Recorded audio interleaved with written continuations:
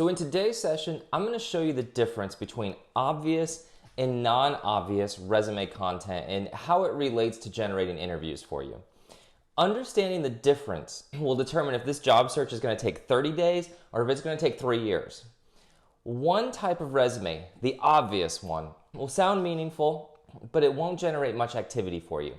Non-obvious resume content is very different. It positions you as the fresh and unique solution to an employer's problems. By presenting your unique evidence of solving a specific, tailored set of problems, you separate yourself from the droves of unoriginal people applying for jobs. And that's where interviews and job offers are won.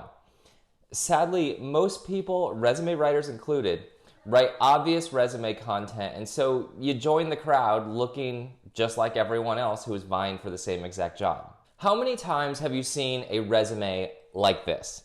Managed a large-scale portfolio of blended learning programs. 5 years of experience in providing extraordinary results in a fast-paced environment. Or leader in deal identification and due diligence process for M&A activities. Or analyze and create forecasts for plant procurement of raw materials.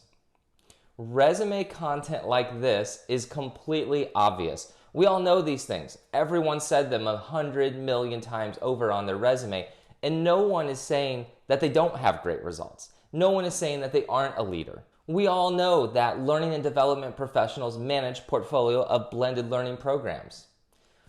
No one says they don't produce extraordinary results. I mean, what does extraordinary even mean? We all know that COOs and CFOs lead deal identification and due diligence for M&A activities. We all know that demand planners create forecasts for procurement. Should this type of content be in your resume? Some of it, yes, perhaps, but none of it is great. And in this job market, only the best get hired. You need a differentiator. Non-obvious content. Here's how to create some. No one pays attention to anyone unless they think you can solve a problem for them. You're watching this right now because you have a problem and you think this information might help you.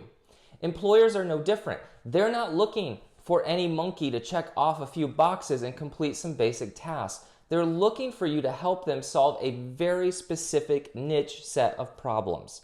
To write non-obvious content, you have to go deeper than just surface level. You have to know how each activity connects to the bigger picture and what problem that solves for that department, for this employer.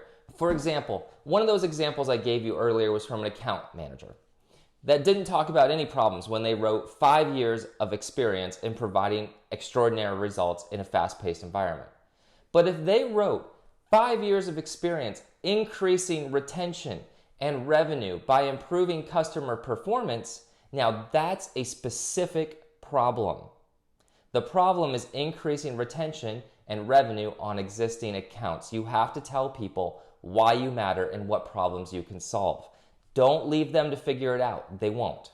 So the first way you write that you can write non-obvious resume content and stand out from your peers is talk about problems early and often.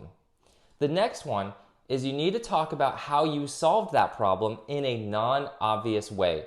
Many resumes shine a light on problems, but they fail to create non-obvious solutions. For example, our demand planner wrote about analyzing and creating forecasts for procurement. Let's say they also talked about a problem, reducing raw materials on hand or inventory. An obvious piece of content might sound like this: reduce raw materials on hand by effectively analyzing and creating forecasts.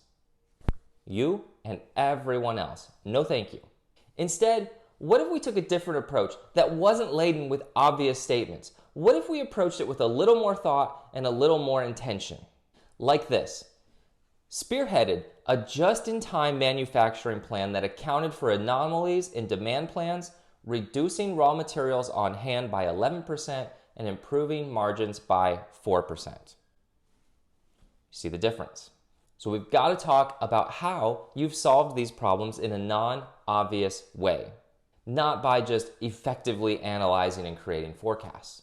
And the third thing that you need to do to write non-obvious content is paint a clear picture of success. If you've hit the problem the employer faces and shown how you've solved it in the past, you've probably got their attention. But the best way to really reel your audience in is to share the outcomes of your non-obvious solution. Then, find surprising additional benefits that maybe they're not even expecting. Prove this with data, and all of a sudden, the employer's next question is, how can I achieve this too? I need to talk to this person. In the case of our demand planner, the outcome was reducing raw materials on hand by 11%. The additional benefit was improving margins by 4%. These changes alone, in both that account manager and this demand planner's resume, drove over 20 interviews in less than 4 weeks for each of them. That's an 80% increase for one of them over the previous 4 weeks. When you blend in, you're just another commodity.